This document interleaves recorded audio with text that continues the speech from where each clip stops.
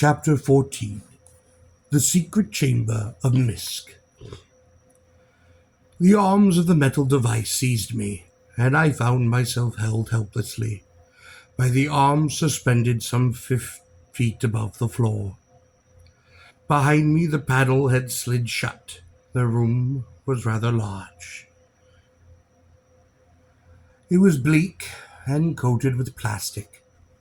It seemed to be bare except that at one end there were several metal discs in the wall, and high in the wall there was a transparent shield.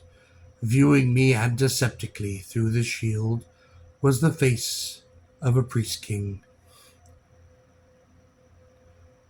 "May you bathe in the dung of the slime worms," I called to him cheerfully. I hoped he had a translator. 2 circular metal plates in the wall beneath the shield had slid upward, and suddenly long metal arms had telescoped outwards and reached for me.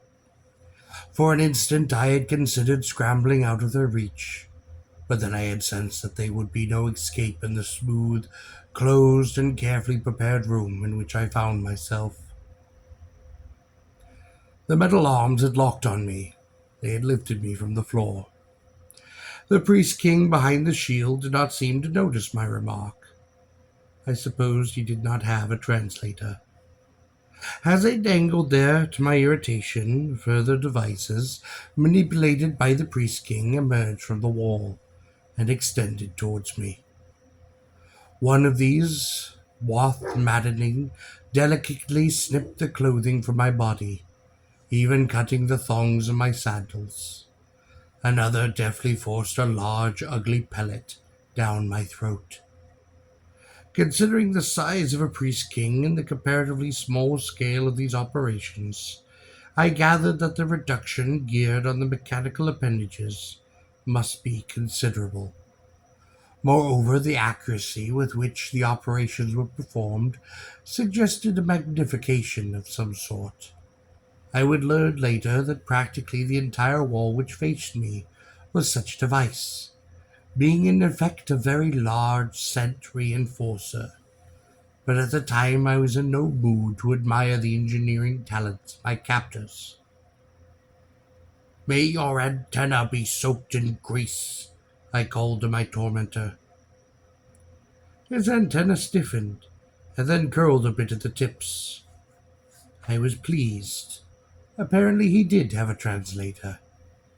I was considering my next insult when the 2 arms which held me swung me over a metal cage with a double floor, the higher consisting of narrow bars set in a wide mesh, and the lower consisting simply of a white plastic tray. The metal appendage which held me suddenly sprang open, and I was dropped into the cage. I sprang to my feet, but the top of the cage had clicked shut. I wanted to try the bars, but already I felt sick, and I sank to the bottom of the cage. I was no longer interested in insulting the priest king. I remember looking up and seeing its antenna curling. It took only 2 or 3 minutes for the pellet to do its work, and it is not with pleasure that I recall those minutes. Finally, the plastic tray neatly slid out from beneath the cage and swiftly disappeared through a low, wide panel in the left wall. I gratefully noted its departure. Then the entire cage, on a track of some sort, began to move through the opening which appeared in the right wall.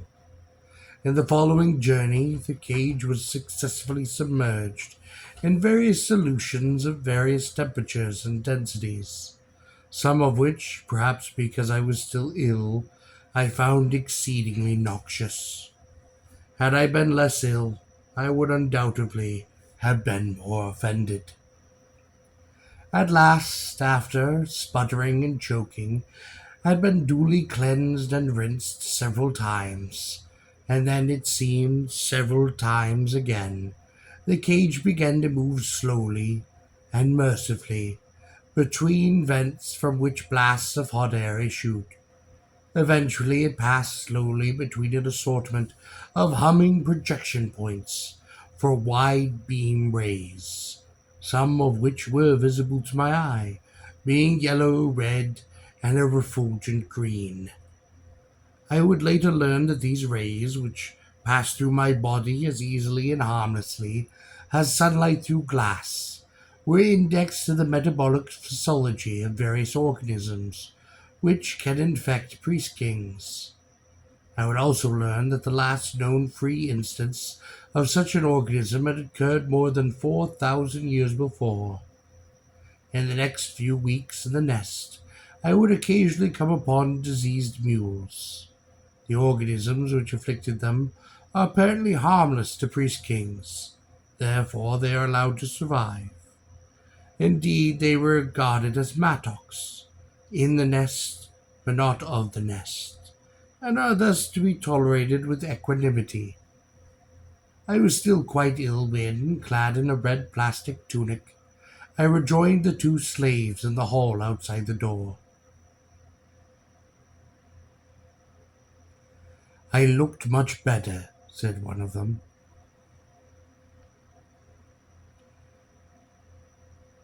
"They left the thread-like growths on your head," said the other. "Hair," I said, leaning against the portal.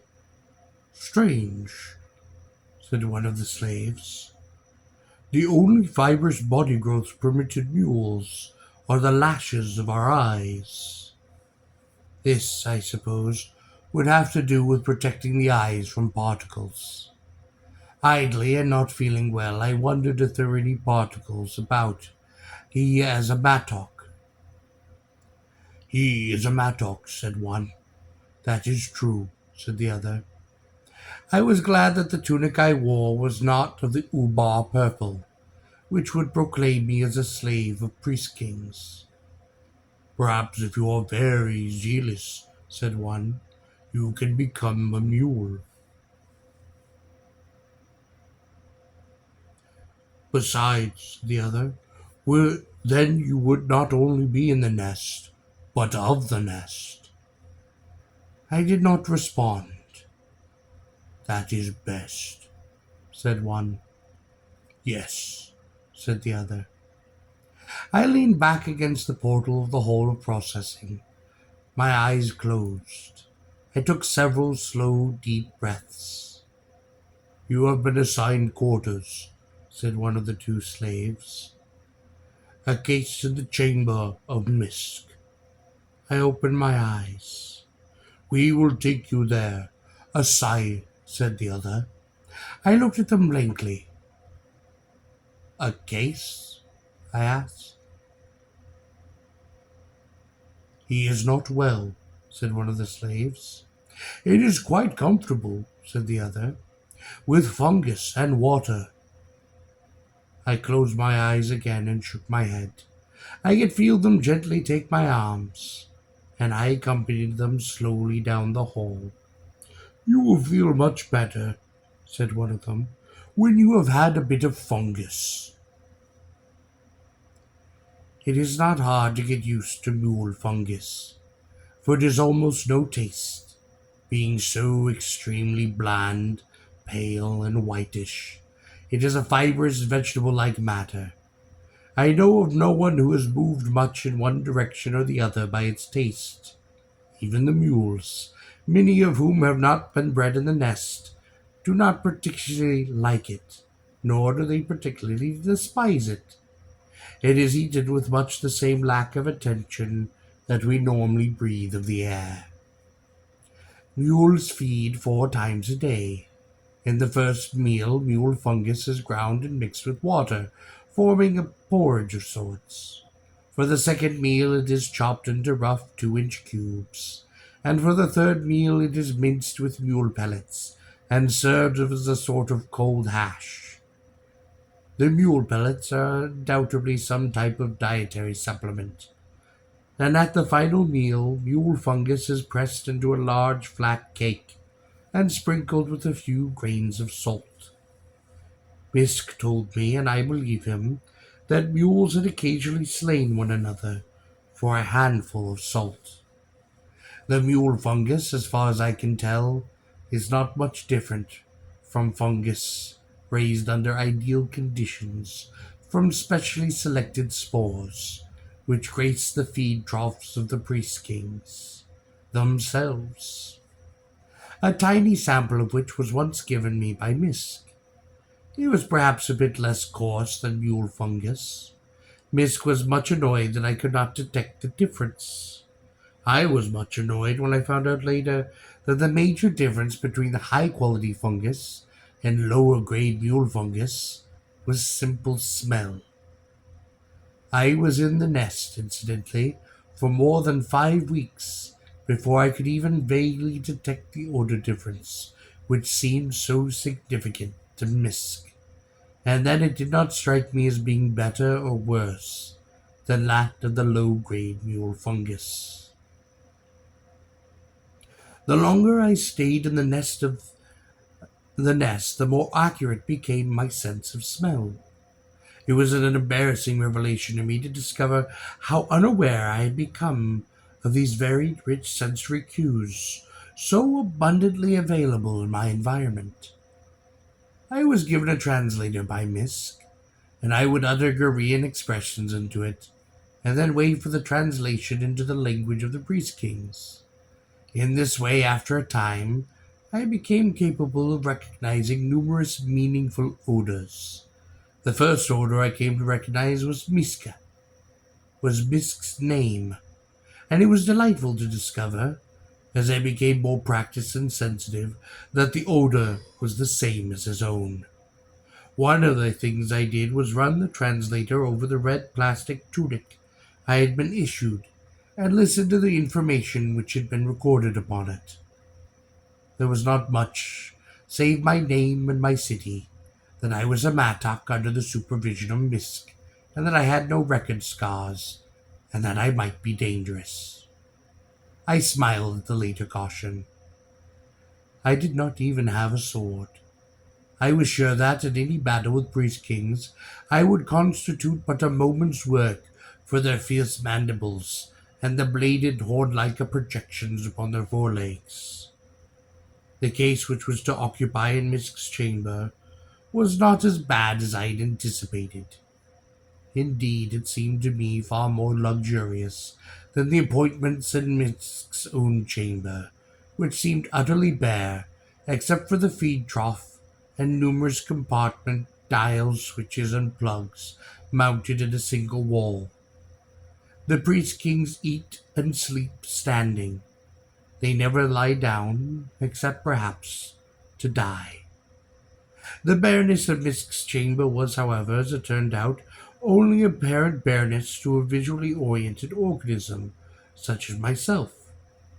In actuality, the walls, ceilings, and floor were covered with, to what a priest king, were excruciatingly beautiful set patterns. Indeed, Misk informed me that the patterns in his chamber had been laid down by some of the greatest artists in the nest. My case was a transparent plastic cube, perhaps 8 feet square, with ventilation holes and a sliding plastic door.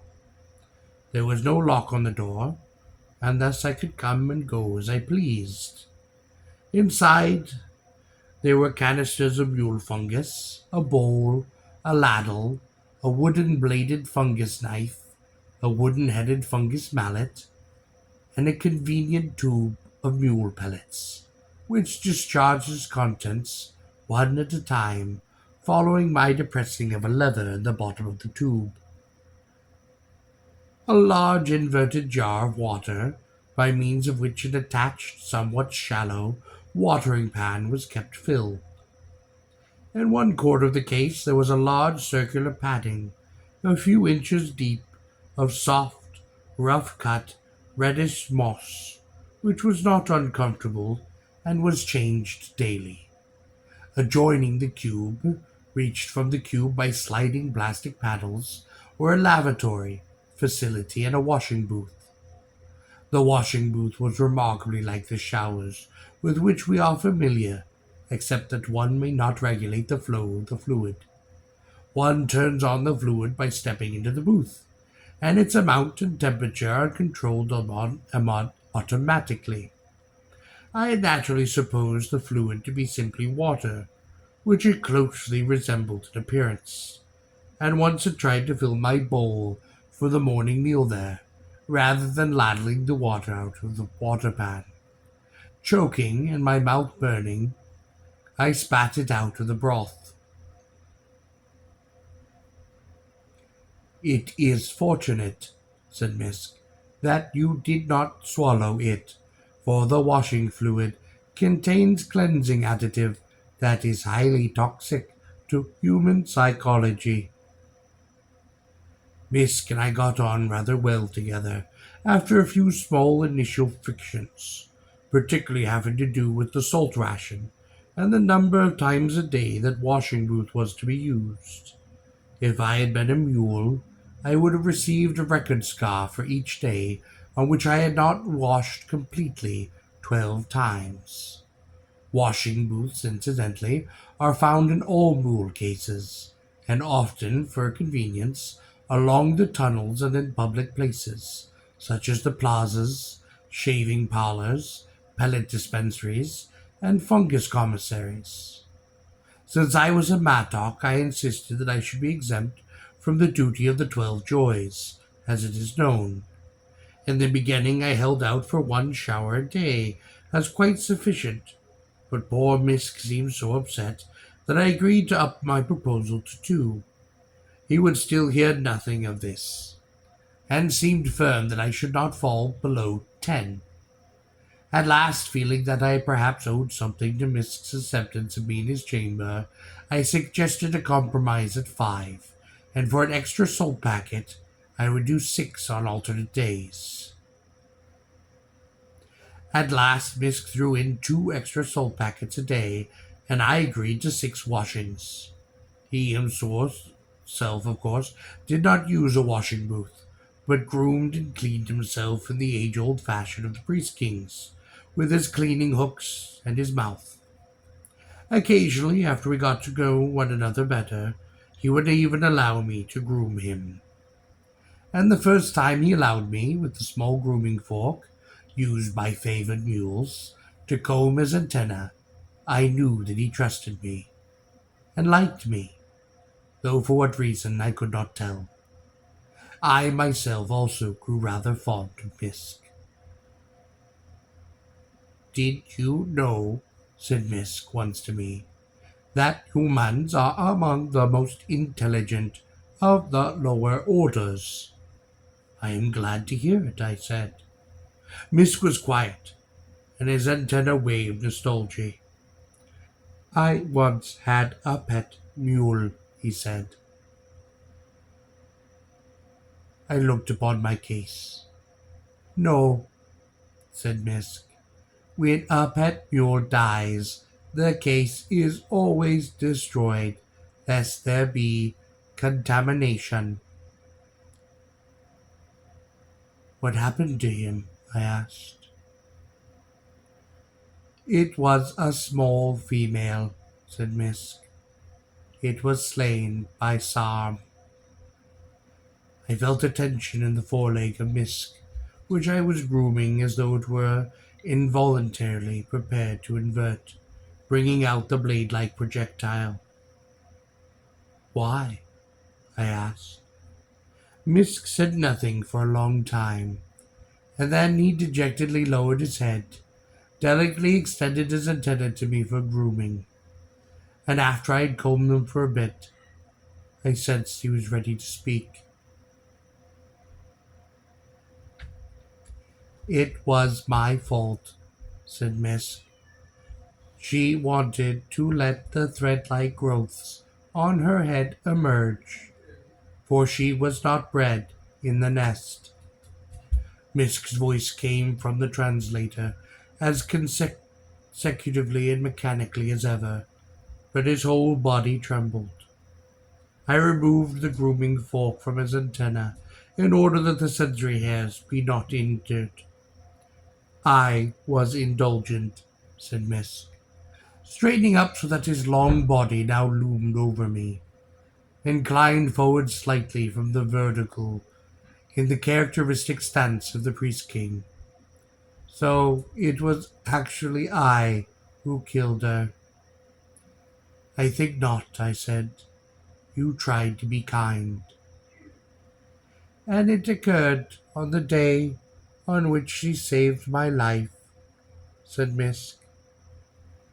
Tell me about it, I said. I was on an errand for Sarm, said Misk, which took me to unfrequented tunnels. And for company, I took the girl with me. We came upon a golden beetle, though none had ever been seen in that place. I wanted to go to the beetle, and I put my head down and approached it, but the girl seized my antenna and dragged me away, thus saving my life. Misk lowered his head again and extended his antenna for grooming. The pain was excruciating, and I could not but follow her, in spite of the fact I wanted to go to the golden beetle. In and on, of course, I no longer wanted to go to the beetle, and I knew then she had saved my life. It was the same day that Son ordered her given 5 record scars for the growths on her head, and had her destroyed. Is it always 5 record scars for such an offense? I asked. No, said Misk. I do not know why Sam acted as he did. It seemed to me, I said, that you should not blame yourself for the girl's death, but Sam. No, said Misk. I was too indulgent. Is it not possible, I asked, that Sam wished you to die by the golden beetle? Of course, said Misk. It was undoubtedly his intention. I puzzled to myself why Sam might want Misk to be killed. Undoubtedly there was some type of rivalry or political division between them. To my human mind, used to the cruelties with which selfish men can implement their schemes, I saw nothing incomprehensible in the fact that Sam would have attempted to engineer Misk's death. I would learn later, however, that this simple fact was indeed almost incomprehensible to priest kings, and that Misk, though he readily accepted it as fact in his mind, could not bring himself, so to speak, in the furthest reaches of his heart, to acknowledge it as true. For were not both he and Sam of the nest, and would not such an action be a violation of nest trust? Sam is firstborn, said Misk, whereas I am fifthborn. The first 5 born of the mother are the high council of the nest. The second, third, and fourth born in the long ages have one by one succumbed to the pleasures of the golden beetle. Only Sam and I are left of the 5. Then, I suggested, he wants you to die, so that he will be the only remaining member of the council, and thus have absolute power. The mother is greater than he, said Misk. Still, I suggested, his power would be considerably augmented.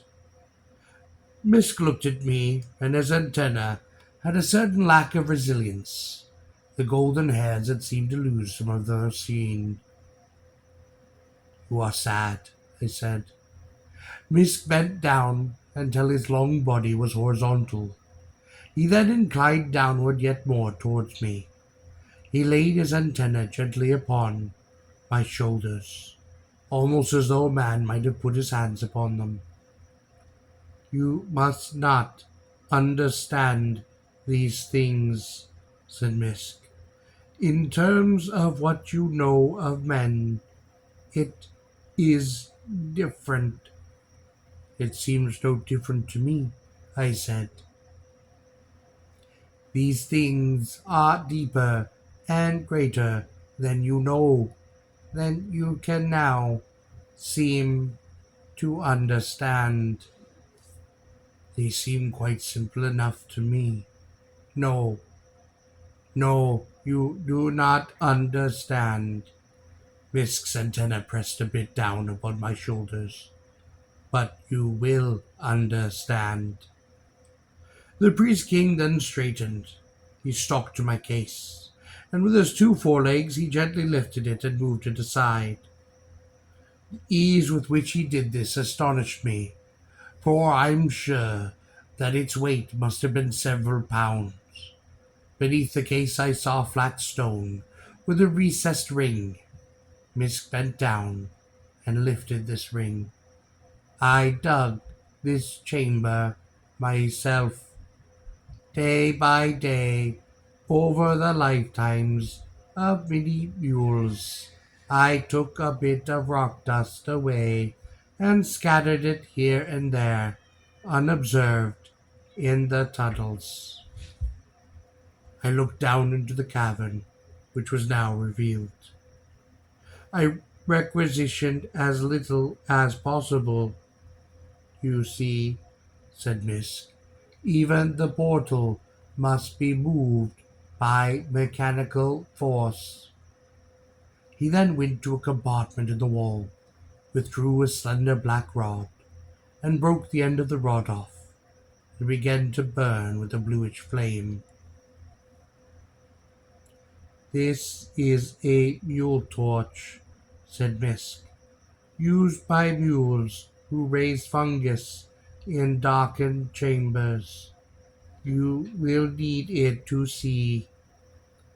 I knew that the priest king had no need of the torch.